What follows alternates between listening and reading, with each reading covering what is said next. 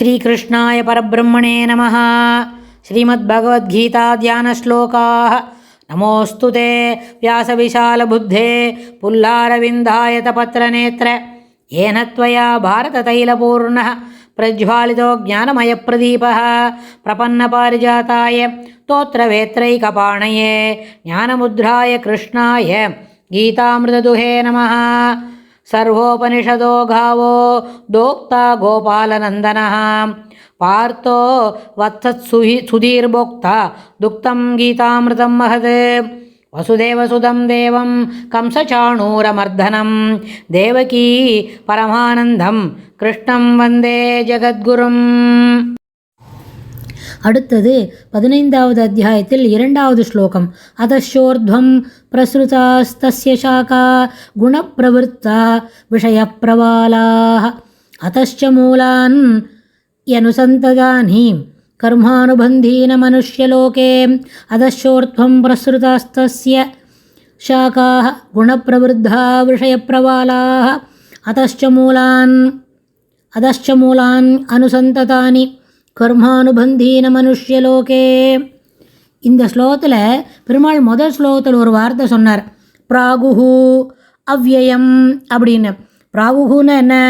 இந்த முடிவற்றதாக தோன்றும் சம்சாரத்திற்கு யார் வேறுள்ளது அப்படின்னு சொன்னால் அந்த அஸ்வத்தம். இன்றைக்கி இருக்கும் நாளைக்கு இருக்காது, இன்றைக்கி இருந்துருக்கோம் நாளைக்கு இருக்கும், நாளைக்குன்றது இல்லாதது அப்படின்னு நம்ம சொல்கிற. நேற்றுக்கு இருந்தவன் இன்றைக்கி இல்லைன்னு சொல்கிற மாதிரி இன்றைக்கி இருக்கும் நாளைக்கு இல்லாதது, நாளை என்பது இல்லாதது அப்படின்னு.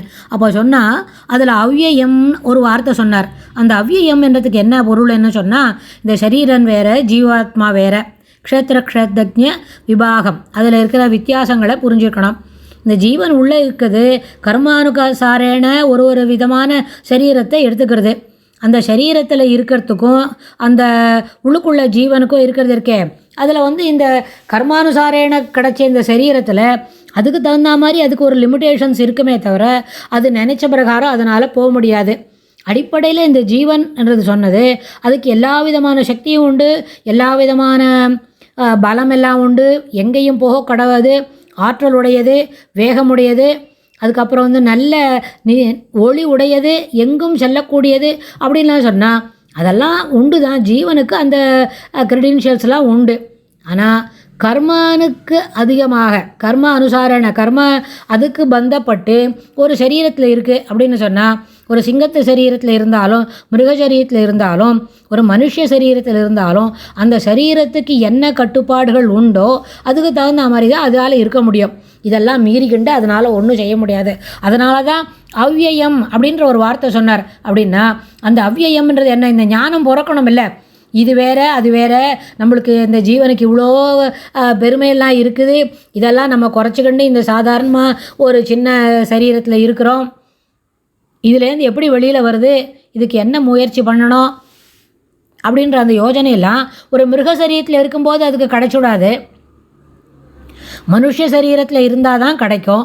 மனுஷ சரீரத்தில் இருந்தால் கூட ஆச்சாரியர் அனுகிரகம், பகவத் சங்கல்பம், பகவத் அனுகிரகம் அதெல்லாம் இருந்தால், சத் சங்கம் எல்லாம் இருந்தால் தான் அதில் கிடைக்கும். ஸோ அந்த அடிப்படையில் இந்த அவ்யயம் என்ற வார்த்தை எப்படி ஞானம் உண்டாகும் வரை இது அழியாமல் தொடர்ந்து வந்துகிட்டே இருக்கும், இதிலேருந்து மீண்டு வர முடியாது. அதனால் இந்த அதனால் இந்த ஷாக்காக கிளை இருக்கே, இந்த ஒரு சம்சாரம்ன்ற அந்த வேருக்கு இருக்கிற கிளைகள்லாம் இருக்கே, குணப்பிரவருத்தாக இது என்ன பண்ணும்? குணத்தினால் செழித்து விஷயப்பிரவாலாக விஷயமாகிய தளிர்விட்டு அதஹாஷ மேலும் கீழும் என்ன பண்ணும்? வளர்ந்து நல்ல பெரிய மரமாக, ஆலமரமாக, பெரிய விருட்சமாக, அஸ்வத்த விருட்சம்னா என்ன? அரச மரமாக மேலும் கீழும் நன்றாக வளர்ந்து அடர்ந்து சிறப்பாக இருக்கும், பெரிய நிழல் தர மரமாக மாறிடும். ஆனால் மூலானி வேர்கள் என்பது அதஹாஷா கீழும் கர்மானுபந்தீனி கர்மத்தை பின் விளைவிப்பவையாய் மனுஷ்யலோகேக மானிட உலகத்தில் அனுசந்ததானி பரவி இருக்கின்றது, மானுட உலகத்தில் பரவி இருக்கிறது. ஆனால் அதனால் இப்போ மேலே சொன்ன அவ்யயம் அப்படின்றது எப்போ?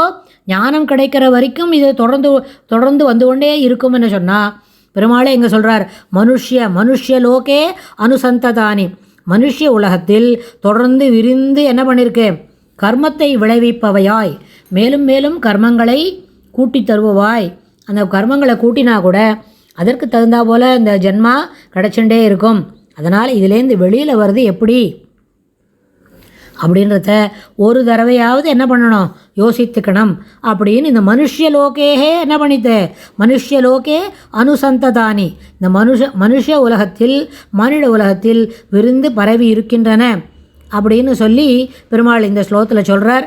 அடுத்த ஸ்லோகத்தில் இன்னும் இதனோட தொடர்புடைய செய்தி என்ன சொல்கிறாருன்னு நம்ம பார்க்கலாம். ஸ்ரீ கிருஷ்ணாய துப்யம் நமஹ.